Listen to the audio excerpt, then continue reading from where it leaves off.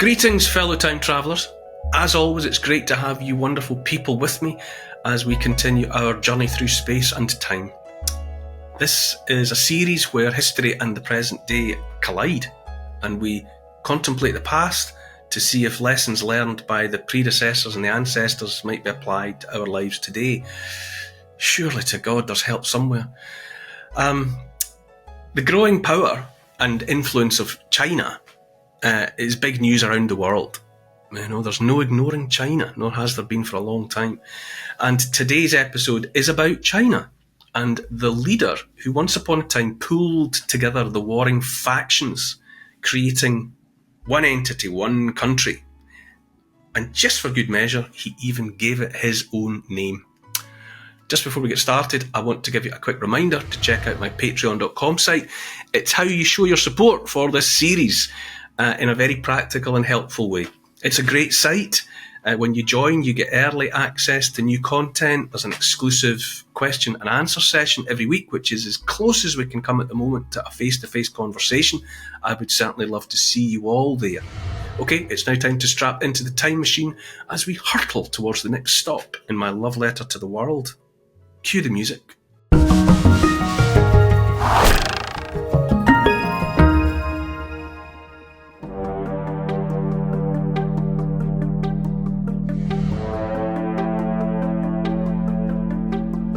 There is the awareness within it of individuals, but they are literally, metaphorically, being swallowed up by the greater entity, which is the empire.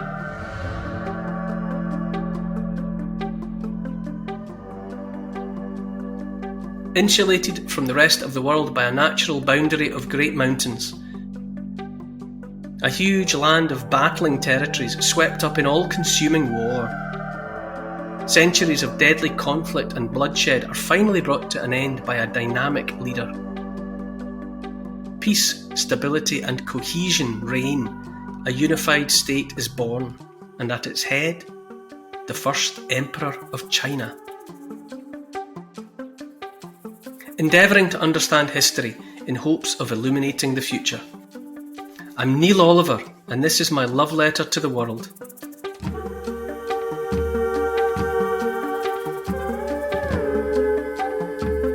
Hi Neil.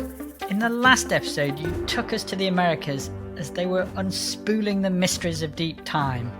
Where are we this week? Afternoon, Paul.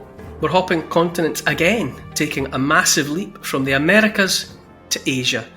It's 210 years BC, the time in the West when Rome's empire is on the rise. But in Asia, we're focusing in on a moment when a massive, magical city is being sealed and guarded by an army of thousands of terracotta warriors and deadly crossbows. We're in the Shaanxi province as the first emperor of China is laid to rest.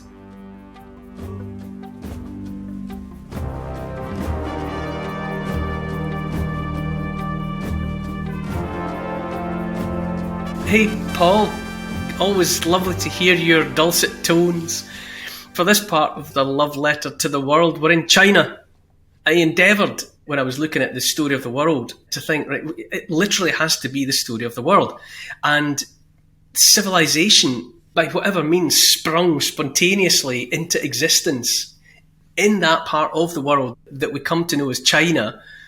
It's the usual story. It's like, 2,000 years before the birth of Christ, something starts to crystallise there that becomes eventually the thing that we would know as civilization. So we're in China for this one. And the moment in question, we get to the moment in question right away, is the death of the first emperor of China.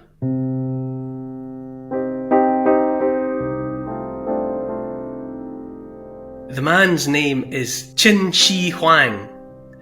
Qin, I can't speak Chinese obviously, but Qin is usually spelled, if you see it in a Western book, Q-U-I-N, but sometimes you'll see it C-H apostrophe N, C-H apostrophe I-N, spelt various ways, but it's usually Q-U-I-N, and it's pronounced Qin Shi Huang. And he died on or about the 10th of September, 210 years BC, before the birth of Jesus Christ. And a couple of months later, because he died elsewhere, he died within his territory, and they had to get his body back to where a tomb had been prepared for him, and it had been being prepared for him for some considerable time because it was truly mighty. If you think along the lines of the way that the Egyptian pharaohs prepared for their afterlife and they had these pyramids constructed, well, Qin Shi Huang had set in motion many years before something similar. In the Shaanxi province of northwest China, he had this tomb prepared for himself, which it boggles the mind, but it was some kind of pyramidal structure within which there was a tomb. And his body, wherever he died, his body was transported and brought back to where this tomb had been being prepared for him. And his body was prepared and placed inside this great structure. And it appears it is there now in the Shaanxi province of northwest China as a hill. If you go there now, it looks like this feature that is supposed to contain the tomb of the first emperor of China looks like a hill. That's the scale of it. It looks like a natural feature in the landscape. And any sort of geometrically perfect form that it had at the time has been softened by the passage of 2,000 and more years, so that it now looks like a hill covered in vegetation. Modern China won't let anybody near it. Okay, so it's said to contain the tomb of the first emperor, but no one has been anywhere near it, certainly not in the modern era. Whether or not it was penetrated and pillaged in ancient times is anybody's guess. But this feature is there in the landscape, and it's supposed to be where the first emperor is buried. Everyone will know the next bit of this. In 1974, some farmers, because it's rural, it's remote territory, populated by farmers in the modern era. And in 1974, some farmers were prospecting for a well. I think they were digging in search of water. And they came across the first of the terracotta army.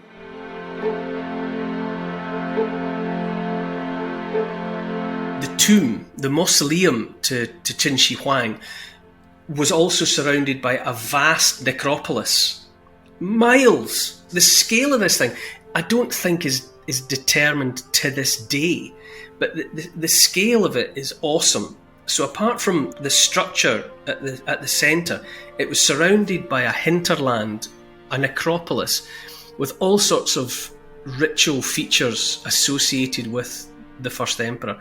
And some of it was a buried army rendered in terracotta, a clay army. Also horses and chariots.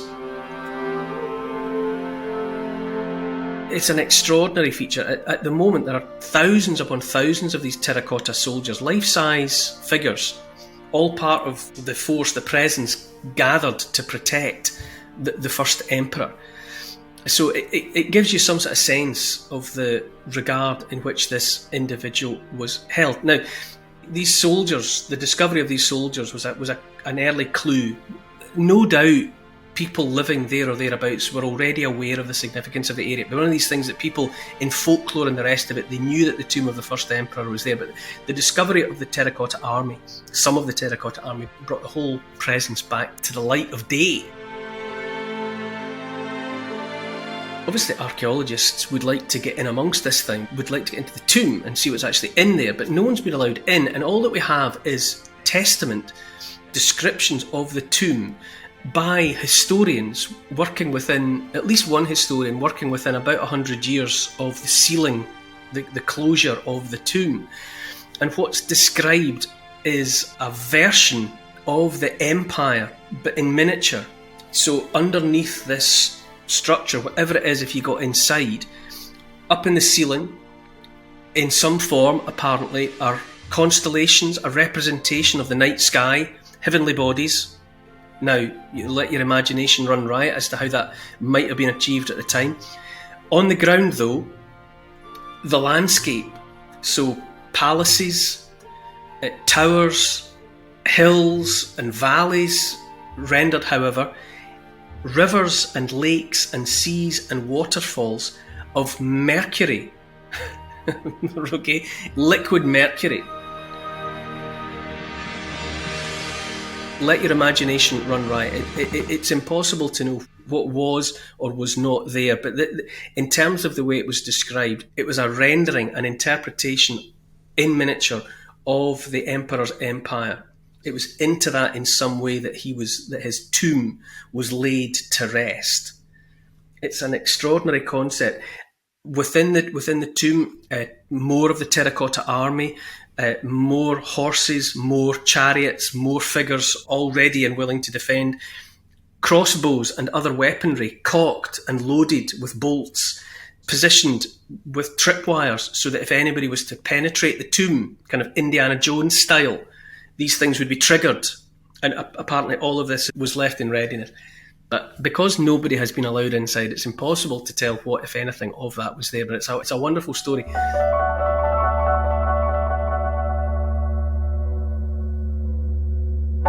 But if you think about Qin Shi Huang as this first emperor, as this considerable figure, it's also important to note that according to the same accounts, he didn't go into the afterlife alone.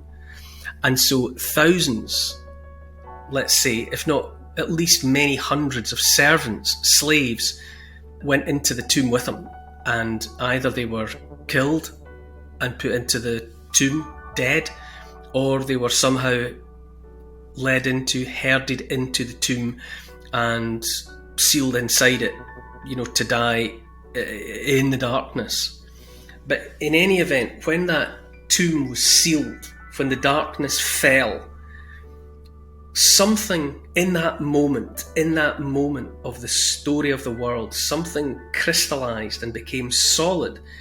And it was that idea that in the version of civilization that was in China, the individual, the single person, was subject to the greater entity that was the empire. The individual was swallowed in the same way as a drop of rain falling in the ocean.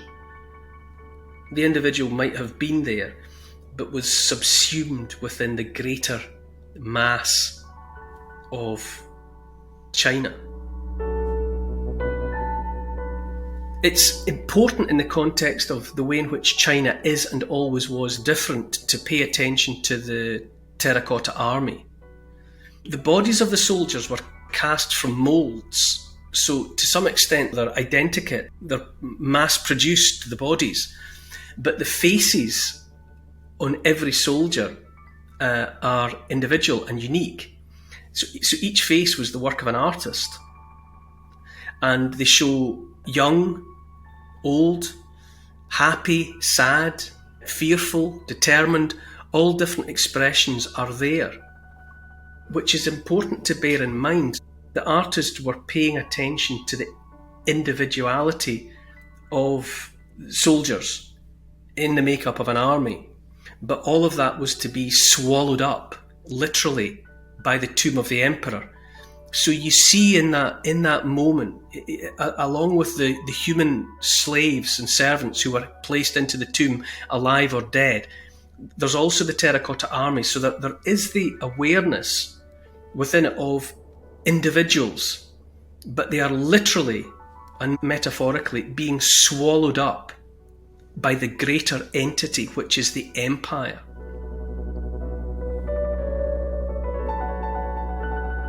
So let's go back to the individual in question, Qin Shi Huang. He was born around 259 BC. He was made king of Qin in 247 BC. And he was born into a period of unrest, of constant tribulation and violence, a period known as the period of warring states, which had been going on from at least 400 years BC.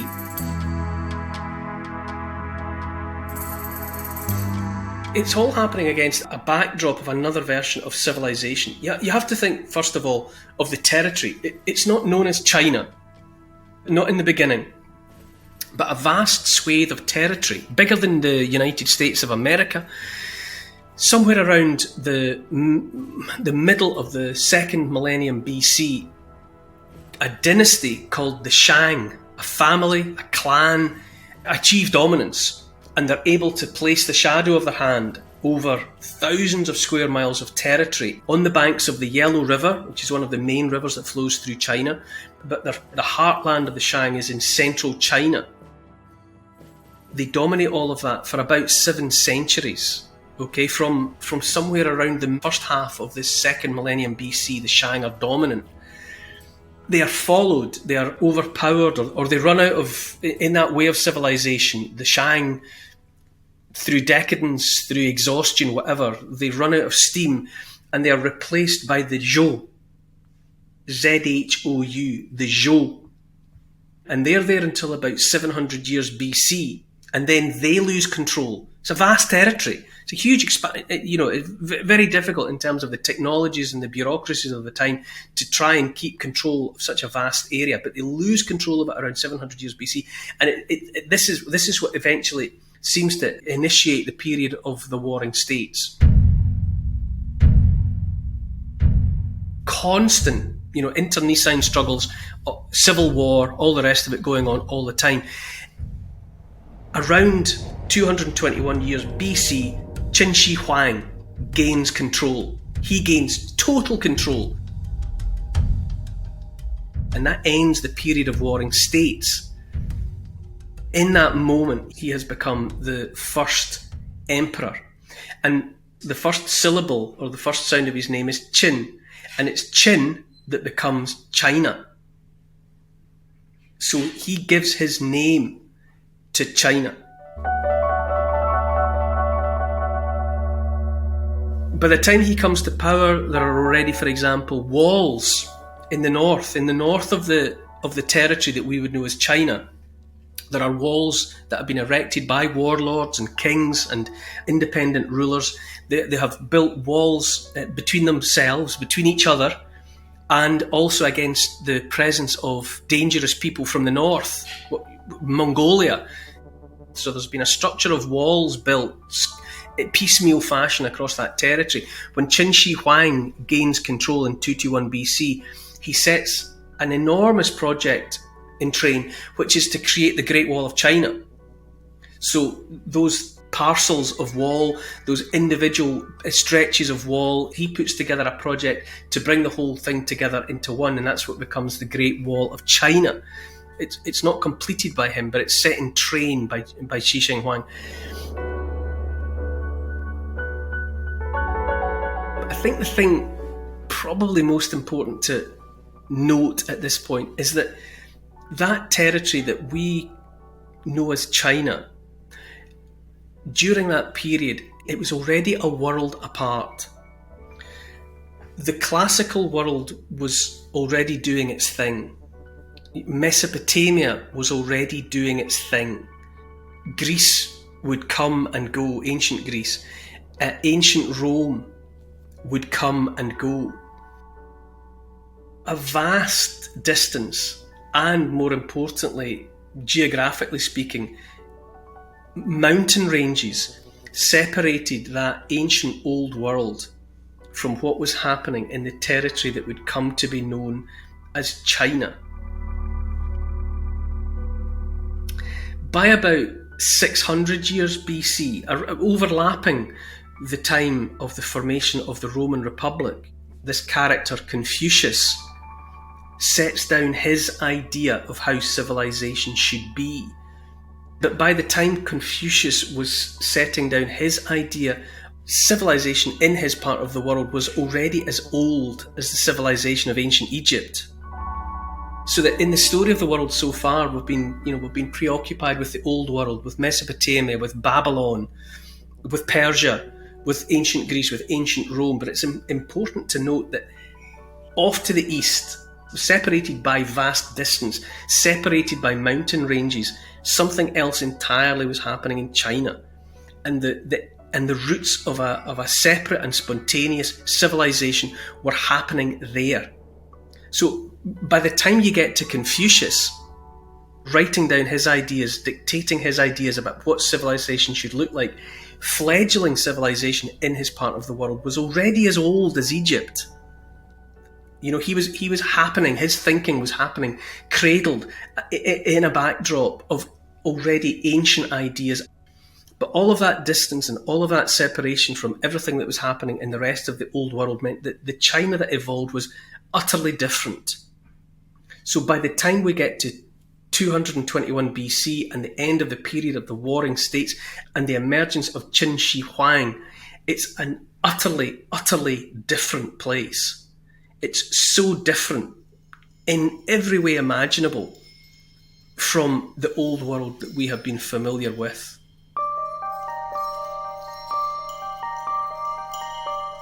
The emperors from Qin Shi Huang onwards believed that China was a world unto itself.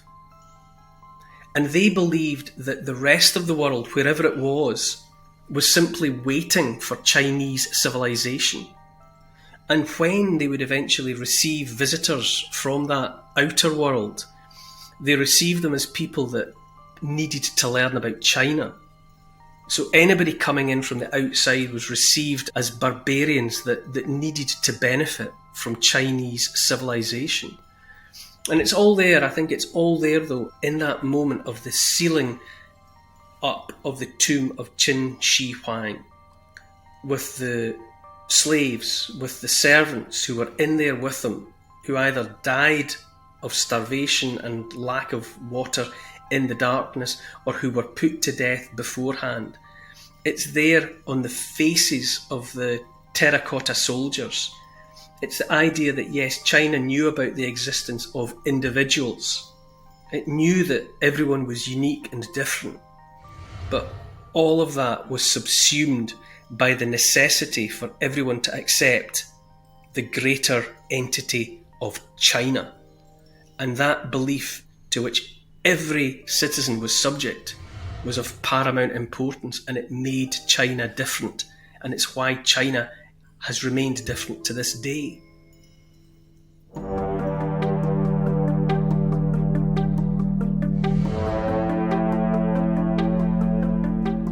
Clever, careful and canny, the Republic grows exponentially, ever richer and more powerful as the decades and then millennia roll on. A military commander of genius rises in Gaul. Full of defiance and ambition, he crosses the Rubicon River, becoming Cleopatra's lover as he sweeps to military victory, bringing totalitarianism to Rome. Hail Caesar! Next time in my love letter to the world. To help support this podcast and to get access to new and exclusive history and comment vodcasts every week, sign up to my Neil Oliver Patreon site. Be great to see you there. Check out the Instagram account called Neil Oliver Love Letter. My YouTube channel is simply called The Neil Oliver Channel. And to help build this podcast, please tell your friends about it, get them listening and write a review to convince the online crowd to join us. For further reading about these moments in time, you could try my book. It's called The Story of the World in 100 Moments, and it's published by Transworld. Neil Oliver's Love Letter to the World is produced by Paul Ratcliffe and Neil Oliver for Catnip Inc. Music is composed by Milo McKinnon. Social media and YouTube producer is Oscar CFR. Additional research is by Evie, Lucian, Archie and Teddy. Finance is by Catherine and Trudy. Post-production is by Althorpe Studios and the graphics are by Paul Plowman. Thanks for listening. This has been a Catnip Inc. podcast production. Okay.